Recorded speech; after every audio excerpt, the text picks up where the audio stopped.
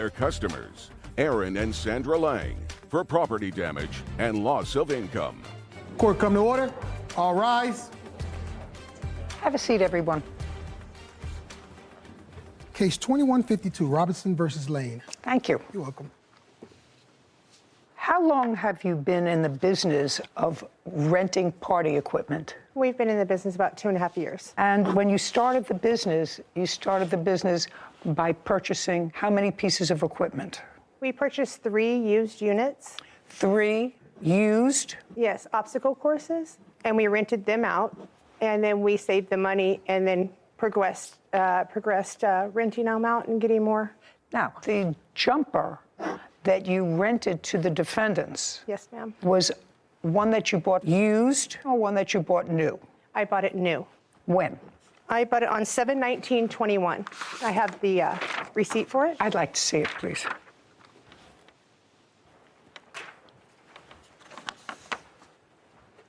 Okay, and what you rented from them was a 38-foot obstacle course. We didn't rent from them. Who did?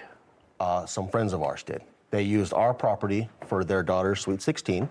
They paid the Robinsons. They signed the rental agreement. We did not. Is that correct?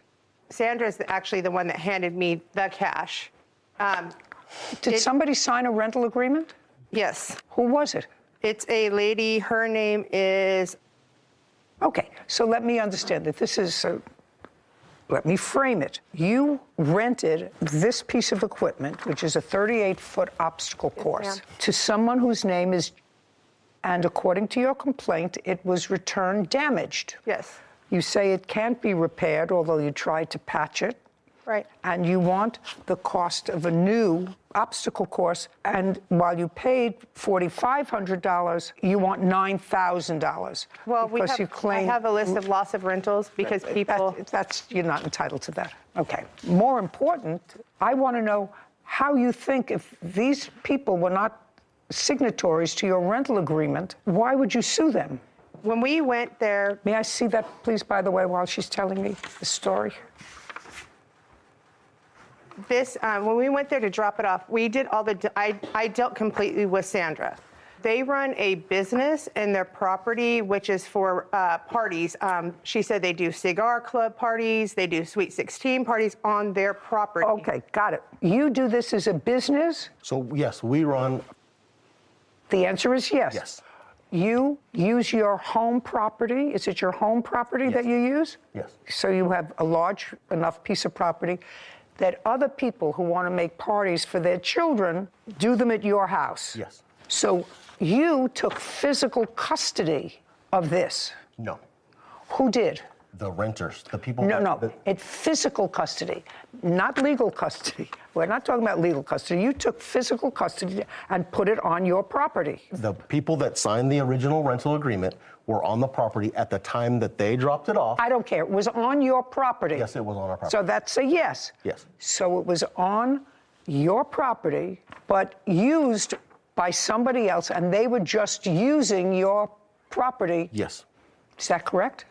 I had it rented out on Sunday. So when I dropped it off, I told Sandra that we would have to come at 6:30 in the morning to pick it up, to clean it and deliver it the next day. She agreed to that because normally we don't leave it overnight if it's going out the next day because we need to sterilize it. When we got there at 7 in the morning, we came in and we were getting ready to pick up the 38-foot obstacle. I noticed that the dogs had chewed, and there are 2 dogs, a boxer and another dog, were still running around and lifting their leg and urinating on the bouncer. We told her, your dog ate our obstacle.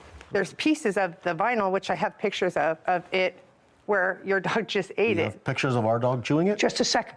I don't want to hear you again. I tried to ignore you quietly and figured you'd get the message. You don't shout out here. Go ahead. My husband said, excuse me, miss, we have a problem. Your dogs have eaten our obstacle. So then she went in to go and get her husband. Her husband came out. He signed paper saying he was responsible for loss of rentals and the damages or replacement of it. May I see it, please? Yes. And also he sent text messages to our phone that same morning apologizing and saying he would do everything to replace it plus the loss of rentals that we were going to lose. I'd like to see those texts, and I would like to see his signature on a piece of paper, assuming responsibility. And then, Just a second. and here's the text messages. Oh, would you show this to Mr. Lang, please? Yes. Did you sign that, sir? Yes. Okay. I signed it under distress. Under distress? Under distress. There's no such thing. You mean duress? Duress. She was. Just a second. There's a difference between distress.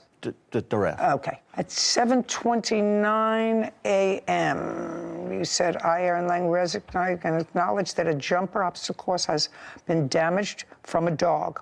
I will take care of the repairs and work with the rental company and its owners to get this resolved ASAP. And then about 15 minutes later, you wrote, I'm so sorry again. Let me know when you drop it off, please. Okay, so you tried to drop it off the next day. I was trying to drop it off the next day to Albert, our repair guy. Just a second, just answer my question. It doesn't require a long answer. The next day, you were trying to get it resolved, and you're Yes. back and forth with him, let me know, et cetera, and then you don't hear from him. No. Then it stopped. Tried calling you, I tried messaging you to get this resolved. Yes. Okay, well, Mr. Lang, there's no question. You acknowledged the damage and you agreed to pay for it. That's what you have. Can I have that back? You acknowledged in here that you would take full responsibility for this. What's your defense? My defense is when they arrived on the property to pick up their jumper that was left unaccounted for over. No. When they arrived, So when they arrived and they announced to us that there was damage to their obstacle course. well, they came to you first. Correct. Is that, don't speak. They came to you first. Yes. You came outside. Yes. Okay, and when you came outside, you had a conversation with whom? I believe Miss Robinson. With Mrs. Robinson? Yes. Okay.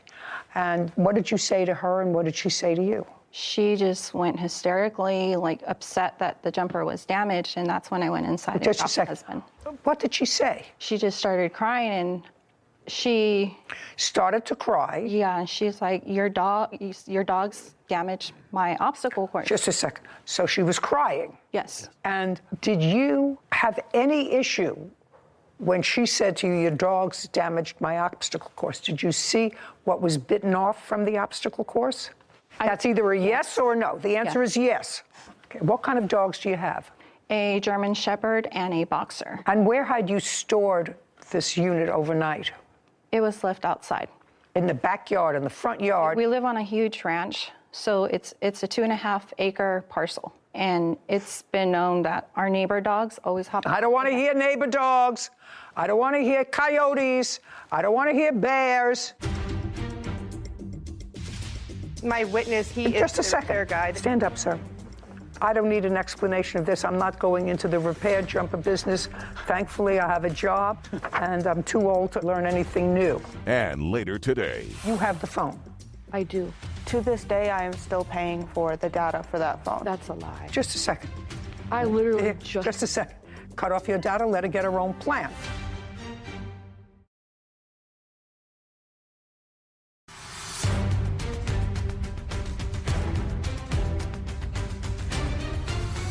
Tabitha and Brandon Robinson claim their customers, Aaron and Sandra Lang, refused to pay the costs of repairs after damaging their jumper house. Okay, now I'm going to get back to you.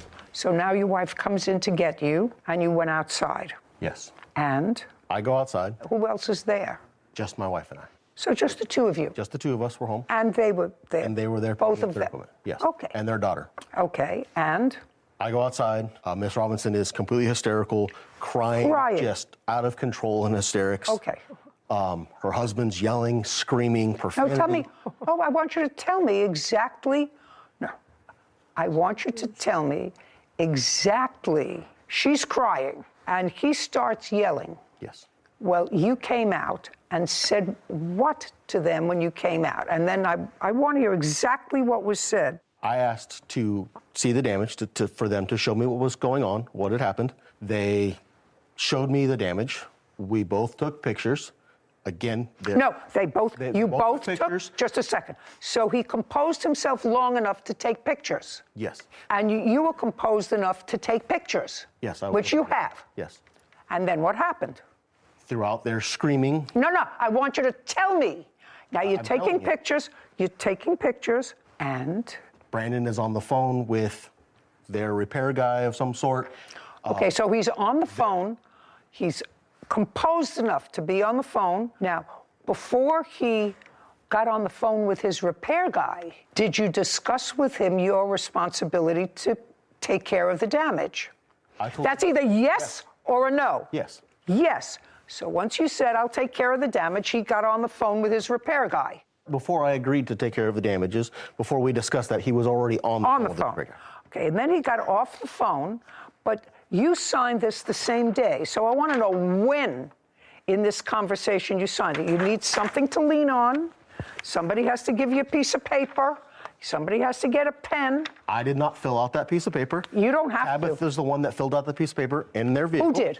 Miss Robinson is the one that filled it out in her vehicle. Okay, and then so handed just it a to me to second. sign. So she got in her vehicle. Crying in hysterics. I don't care. She got in her vehicle, and where was her husband? Outside loading the bouncer. So he was outside. Yes. She went inside her vehicle, and he was busy. Yes. And you live in a house, Yes. and you felt pressured. Yes. You felt as if you were being extorted. Bullied. Yes. Did you go inside to call the police? No, I did not. I should have. Yeah, but you didn't. I did not. You went over to the truck where she was hysterical. She wrote out this document, right? Yes. And you signed it. Yes, I did. There we go. Make my life very easy. Did your repair guy try to fix the bouncer? I do have a receipt where we did have it, tried to get it temporary patch where we paid $600 just to make sure we could still rent it out. So that was paid for. This is my repairman. He is my witness. And then also I do have a paper with an estimate of what it would be to repair the obstacle. May I see it, please? After he did this job, which he did on October 4th, from the 3rd to the 4th, did you rent it out? No, we tried to, but I have pictures that I brought of what happens when the air flows through. The patches won't stay. You have to go up inside the bouncer and actually put a patch on the inside and the outside, and it would cost more money. My witness he Just is a the second. repair guy that can What tell you. you're telling me is that your witness prepared this estimate of what it would cost to repair the jumper. Yes. Stand up, sir. I don't need an explanation of this. I'm not going into the repair jumper business. Thankfully, I have a job, and I'm too old to learn anything new. Did you prepare this estimate to fix the jumper? Yes, ma'am. That is the full estimate to repair it properly. To do it any properly? location. Yes. Okay. The first one was the temporary repair. Listen, I got it. I'm a fast learner, and anybody who watches this program better learn to think fast too, because I have a lot of things to do today. So you prepare this. So for $2,500, in addition to the $600, did they pay you the $600? Yes. So in addition to the $600, so in total, $3,100 would fix the jumper. Correct. Great. That's what you agreed to pay, sir. You agreed to do the repairs on the jumper. Now, you want a new jumper. You're not going to get a new jumper. You're not going to get damages for lost income. He's going to fix the jumper. How long is it going to take you? Roughly about 2 days. 2 to 3. 2 days. Piece of cake. $3,100. Judgment for the plaintiff. We're done. This court is adjourned. I don't owe them anything. I didn't rent the bouncer I'm just happy that we're going to have our bouncer repaired. because they're money hungry. They're looking for a payday. The truth always comes out, and what's right is what's right. So initially, after reading the papers, I thought the plaintiffs, while perfectly matched in their tops, were suing the wrong people because these people didn't sign the rental agreement. So any damage or any agreement to pay damage, I was with you from the beginning that these are the wrong people. It came out that they had a little bit more involvement, the defendants, than they wanted. They agreed to pay. Exactly. He knew he did the wrong thing. He probably saw his dog destroy the jumper from the kitchen window and felt bad and knew that it was his responsibility.